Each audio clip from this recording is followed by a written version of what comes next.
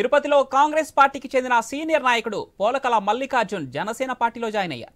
ఈ సందర్భంగా జ్యోతిరావు పూలే విగ్రహానికి నివాళులర్పించి అభిమానులతో కలిసి ర్యాలీలో పాల్గొన్నారు. జనసేన సిద్ధాంతాలు నచ్చడంతో ఆ పార్టీలో చేరాను అంటున్న పోలకల మల్లికార్జునతో మా ప్రతినిధి కిరణ్ ఫేస్ టు ఫేస్. తిరుపతిలో జనసేన రోజు రోజుకి పుంజుకుంటూ పోవచ్చు. ఎందుకంటే ఇప్పటికీ ఆర్ఎన్ శ్రీనివాసులు తిరుపతి అభ్యర్థిగా ప్రకటించినప్పటి నుంచి కూడా తిరుపతిలో ప్రతినిత్యం వందలాది మంది కార్యకర్తలు అదేవిధంగా జనసేనలో చేరుతున్నారు. అదేవిధంగా తిరుపతికి చెందినటువంటి పొలకల మల్లికార్జున గారు ఇదే విధంగా జనసేన చేరడం జరిగింది. ఆయన తరపున వందలాది మంది యువత కూడా ఆయన వెంట నడిచి ఆయనతో పాటు జనసేనలో చేరడం జరిగింది. ముఖ్యంగా ప్రస్తుతం పొలకల మల్లికార్జున మనతో పాటు ఉన్నారు. సార్ని అడిగి మరిన్ని విషయాలు తెలుసుకున్నాం. సార్ చెప్పండి, ఇప్పటికే మీరు చాలా రోజుల క్రితం ప్రజారాజ్యం పార్టీలో ఉన్నారు, అదేవిధంగా కాంగ్రెస్ లో ఉన్నారు, చాలా రోజుల నుంచి కూడా రాజకీయాల్లో ఉన్నారు. ప్రస్తుతం భారీ ఎత్తున యువత ఈ రోజు వెనకండి ఒక 1000 మందికి పైగా కూడా ఈ రోజు జనసేన పార్టీ చేరినట్టు తెలుస్తుంది. ఏ సార్ దీనికి ప్రధాన కారణం ఏంటి?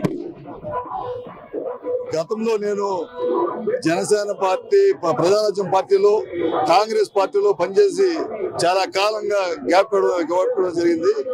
ఈ రోజు పవన్ కళ్యాణ్ గారి ఆశయాలు, పవన్ కళ్యాణ్ గారు వ్యక్తిత్వం, పవన్ కళ్యాణ్ గారు ఈ రాష్ట్ర ప్రజలకు ఏదో చేయాలనే మంచి ఉద్దేశంతో ఈ రోజు ప్రజల ముందుకు వచ్చారు.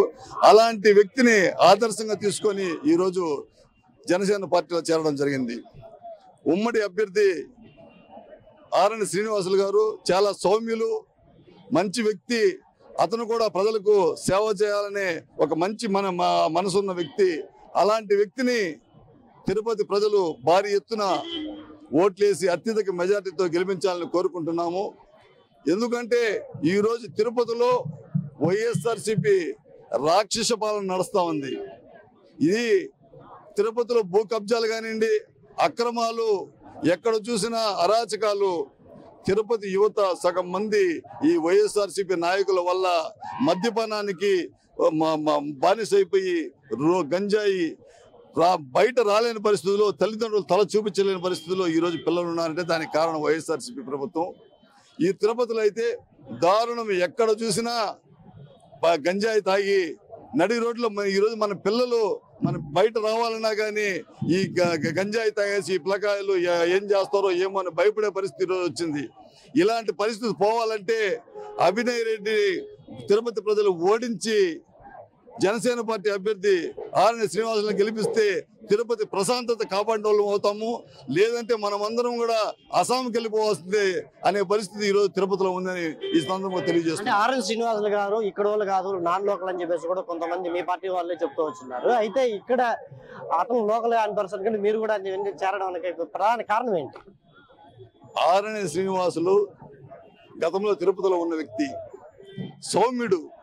ఇలాంటి వ్యక్తికి, అభినయ్ లాంటి వ్యక్తికి కానీ ఈరోజు తిరుపతిలో మళ్ళా ఓట్లేసి తిరుపతి ప్రజలు గెలిపించారంటే మనం తిరుపతిలో ఉండలేము. ఇళ్లలో దూరి కొట్టి ఆస్తులు రాసుకొని బయట తోయేస్తారు.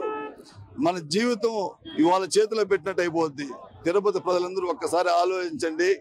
మంచి వ్యక్తి ఆర్ఎన్ శ్రీనివాసులు గారికి ఓటేసి అత్యధిక మెజారిటీ గెలిపించుకొని పవన్ కళ్యాణ్ గారికి తిరుపతి సీట్ని గిఫ్ట్ గా ఇవ్వాలని చెప్పి తిరుపతి ప్రజలందరినీ వేడుకుంటున్నాను.